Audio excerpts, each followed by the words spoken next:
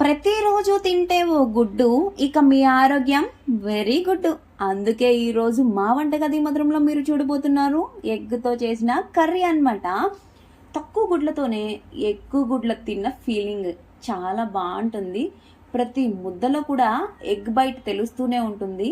తింటూ ఉంటే ఆహా అద్భుతం అమోఘం అనిపించేలా ఉంటుందన్నమాట. సరే, మరి ఎలా తయారు చేయాలి అనేది చూసేయండి మీరు కూడా. ముందుగా ఒక 4 కోడిగుడ్లు తీసుకొని అవి బ్రేక్ చేసుకొని ఒక బౌల్లోకి తీసుకొని ఉప్పు, పసుపు, కారం, ఉల్లిపాయ ముక్కలు, పచ్చిమిర్చి ముక్కలు, కొత్తిమీర వేసుకొని బాగా బీట్ చేసుకొని పక్కన పెట్టుకుందాం. ఇప్పుడు అల్లం వెల్లుల్లి పేస్ట్ చేసుకొని పక్కన పెట్టుకుందాం. ఒక 4-5 టమాటాలను కూడా పేస్ట్ చేసుకొని పక్కన పెట్టుకుందాం.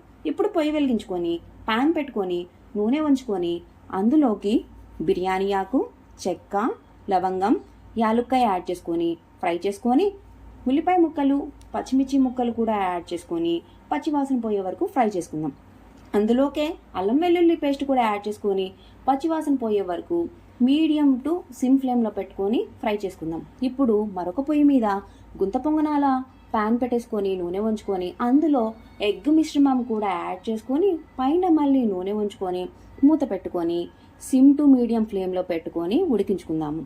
ఇప్పుడు ఈ అల్లం వెల్లుల్లి పేస్ట్ అంతా కూడా బాగా ఫ్రై అయిపోయింది. అందులోకి టమోటా మిక్సీ పట్టి పెట్టుకున్న పేస్ట్ని యాడ్ చేసుకొని సిమ్లో పెట్టుకొని పచ్చివాసన పోయే వరకు ఫ్రై చేసుకుందాం. ఇప్పుడు ఈ గుంత పొంగనాలని ఉడికిపోయినాయి ఒకవైపు, మరొక వైపు తిప్పి పెట్టుకొని ఉడికించుకోవాలన్నమాట. ఇది కూడా సిమ్లో పెట్టుకొని ఉడికించుకుంటే లోపల వరకు కూడా పచ్చిగా లేకుండా బాగా ఉడికిపోతాయి. ఇప్పుడు ఈ టమోటా మిశ్రమంలోకి ఉప్పు, పసుపు, ధనియాల పొడి, జీలకర్ర పొడి, గరం మసాలా, అలాగే కొంచెం కారం కూడా యాడ్ చేసుకొని బాగా ఫ్రై చేసుకుందాం అన్నమాట. ఇది ఒక 5 నిమిషాలు ఫ్రై అయిన తర్వాత అందులోకే కొంచెం వాటర్ యాడ్ చేసుకుంటే మనకి కర్రీ అనేది గ్రేవీగా గుజ్జుగా చాలా బాగా వస్తుందన్నమాట. అది బాగా ఉడికించుకోవాలి. మొత్తం కూడా మీడియం ఫ్లేమ్లో పెట్టుకొని చేసుకోవాలి.